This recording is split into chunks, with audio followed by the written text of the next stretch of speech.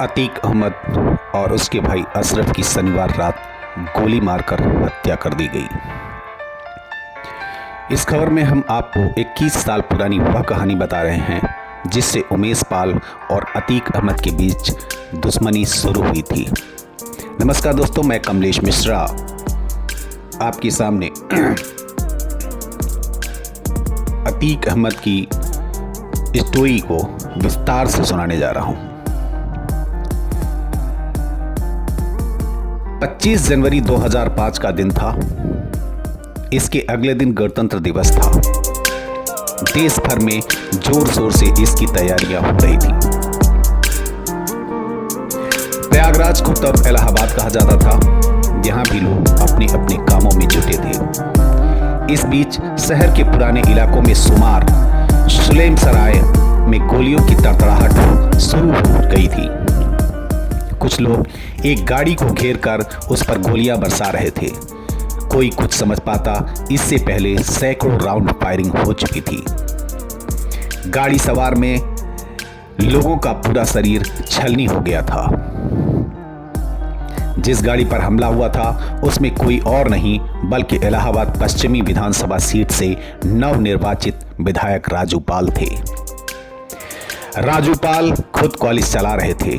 उसके बगल में दोस्त की पत्नी रुखसाना बैठी थी जो उन्हें चौपटका के पास मिली थी। इसी गाड़ी में संदीप यादव और देवीलाल भी थे। पीछे स्कॉर्पियो में ड्राइवर महेंद्र पटेल और ओम प्रकाश और नीवा के सैफ समेत 4 लोग थे। दोनों गाड़ियों में एक एक सिपाही थे। अस्पताल ले जाते समय भी पीछा करके बरसाई गई गोलियां। बदमाशों ने फायरिंग रोकी तो समर्थक राजू पाल को एक टेम्पो में लेकर अस्पताल ले जाने लगा। हमलावरों ने यह देखा तो उन्हें लगा राजू जिंदा है। तुरंत हमलावरों ने अपनी गाड़ी टेम्पो के पीछे लगा ली और फिर फायरिंग शुरू कर दी। करीब 5 किलोमीटर तक वह टेम्पो का पीछा करते गए। जब तक राजू पाल अस्पताल पहुंचे उन्हें 19 गोलियां लग चुकी थी। डॉक्टरों ने उन्हें मृत घोषित कर दिया था। 10 दिन पहले ही राजू की शादी पूजा पाल से हुई थी। राजू बहुजन समाज पार्टी के विधायक थे, लेकिन यूपी में सरकार समाजवादी पार्टी की थी। मुलायम सिंह यादव मुख्यमंत्री थे। राजू की हत्या का आरोप तत्कालीन समाजवादी पार्टी के सांसद अतीक अहमद पर लगा। राजू की पत्नी पूजा पाल ने अतीक, उसके भाई अशरफ और फरहान और आबिद समेत कई लोगों पर नामजद मुकदमा दर्ज करवाया।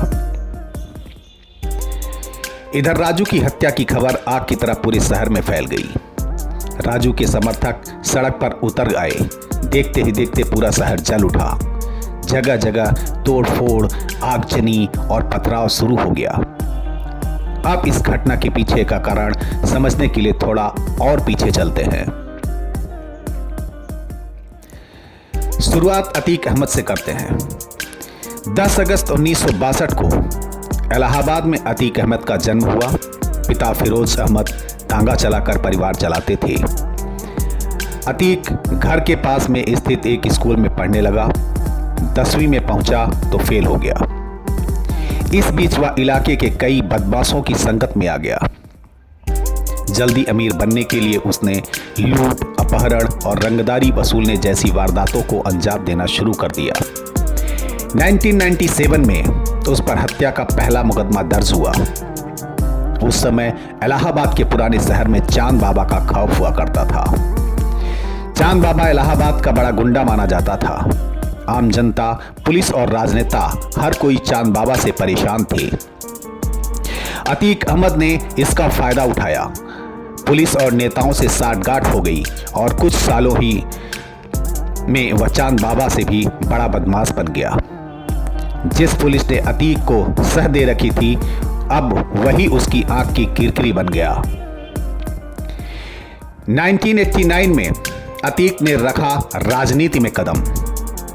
1986 में किसी तरह पुलिस ने अतीक को गिरफ्तार कर लिया। इस पर उसने अपनी राजनीतिक पहुंच का फायदा उठाया। दिल्ली से फोन पहुंचा और अतीक जेल से बाहर हो गया। जेल से छूटने के बाद अतीक ने साल 1989 में राजनीति में कदम रखा। इलाहाबाद शहर पश्चिमी सीट से विधानसभा चुनाव लड़ने का ऐलान कर दिया। यहां उसका सीधा मुकाबला चांद बाबा से था। दोनों के बीच गैंगवार शुरू हो गया। अतीक की दहशत से पूरा इलाहाबाद कांपता था। कब्जा, लूट, छिनैती, हत्या, ये सब उसके लिए आम सा हो गया था। इसी की बदौलत वह चुनाव भी जीत गया। इसके कुछ महीनों बाद ही बीच चौराहे पर दिन दहाड़े चांद बाबा की हत्या हो गई। लगातार 5 बार इलाहाबाद पश्चिमी सीट से विधायक रहा। चांद बाबा मारा गया तो इलाहाबाद ही नहीं, पूरे पूर्वांचल में अपराध की दुनिया में अतीक अहमद का सिक्का चलने लगा। साल 1991 और 1993 में भी अतीक निर्दलीय चुनाव जीता। साल 1995 में लखनऊ के चर्चित गेस्ट हाउस कांड में भी उसका नाम सामने आया। साल 1996 में सपा के टिकट पर विधायक बना। 1999 में अपना दल के टिकट पर प्रतापगढ़ से चुनाव लड़ा और हार गया। फिर 2002 में अपनी पुरानी इलाहाबाद पश्चिमी सीट से 5वीं बार विधायक बना। 8 अगस्त 2002 की बात है। तब सूबे में बसपा का शासन था और मायावती मुख्यमंत्री थी। अतीक को किसी मामले में पुलिस ने पकड़ा था और उसे जेल भेज दिया गया था।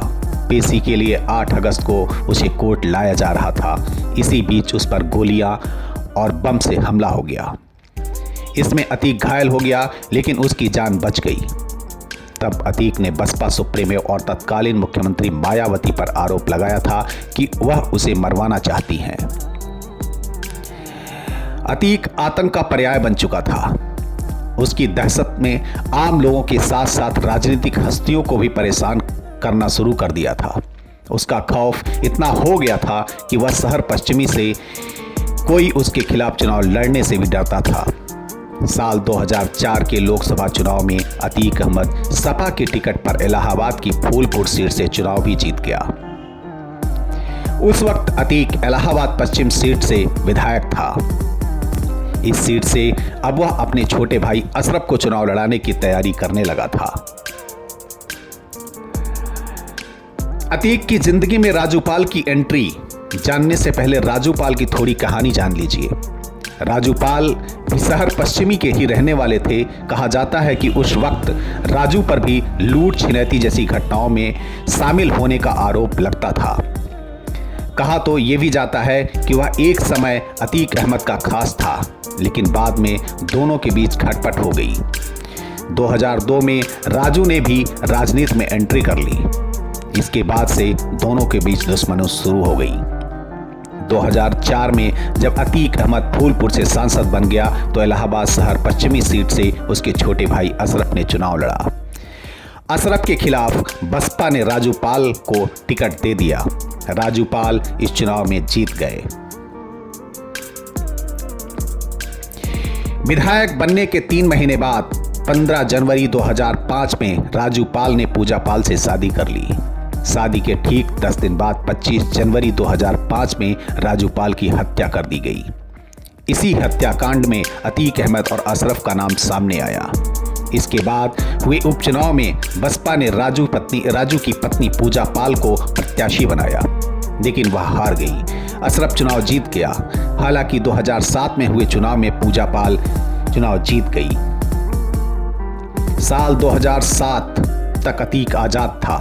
तब सरकार समाजवादी पार्टी की थी, लेकिन इसके बाद से उसका बुरा वक्त शुरू हो गया।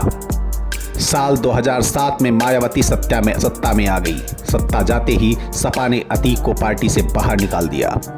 उधर मायावती ने ऑपरेशन अतीक शुरू कर दिया। 20,000 का इनाम रखकर अतीक को मोस्ट वांटेड घोषित कर दिया।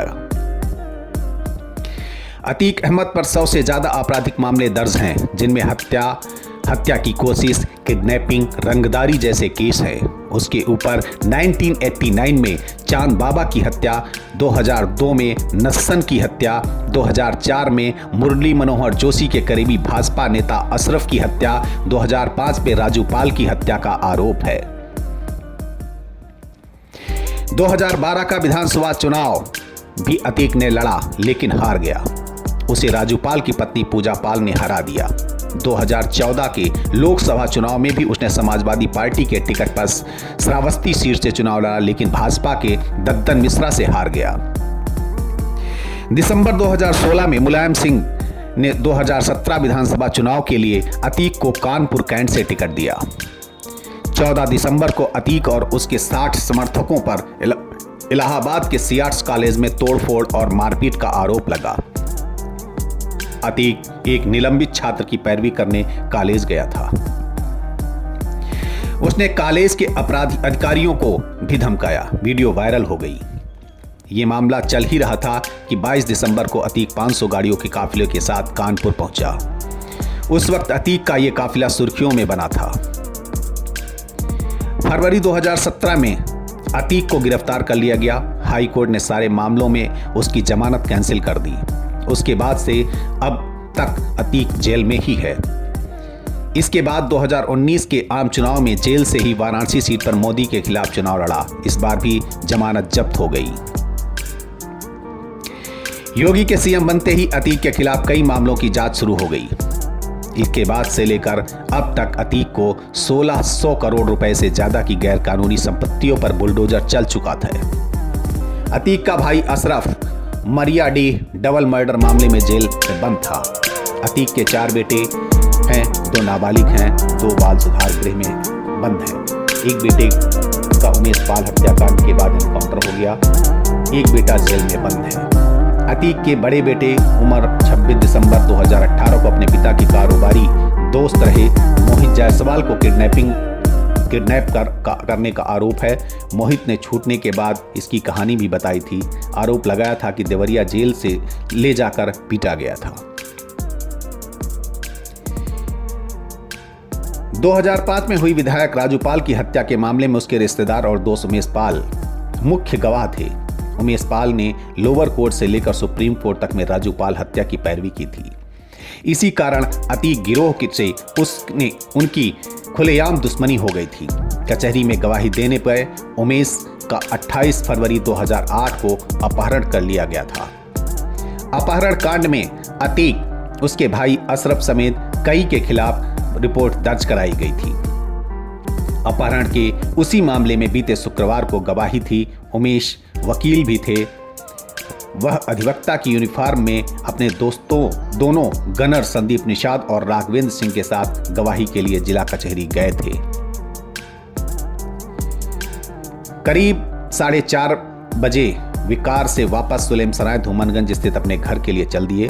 जैसे ही गेट पर गाड़ी रोककर उमेश उतरे, पहले से ही घात लगाए बदमाशों ने उन्हें गोली मार दी। उमेश गोली लगने से गिर गए। गिरने के बाद उठकर घर के भीतर भागे। साथ में उनकी सुरक्षा में लगे 2 सिपाही भी उन्हें बचाने के लिए घर के अंदर भागे, लेकिन हमलावरों ने दुस्साहस का परिचय देते हुए घर के अंदर घुसकर स्वचालित हथियारों से लगातार गोलियां बरसाई। इस दौरान बदमाशों ने बम भी चलाए और उमेश पाल की हत्या हो गई। उमेश पाल, सिपाही संदीप और राघवेंद्र लहूलुहान पड़े थे। दोनों को एसआरएन हॉस्पिटल ले जाया गया, जहां डॉक्टरों ने करीब 1 घंटे के बाद मृत घोषित कर दिया।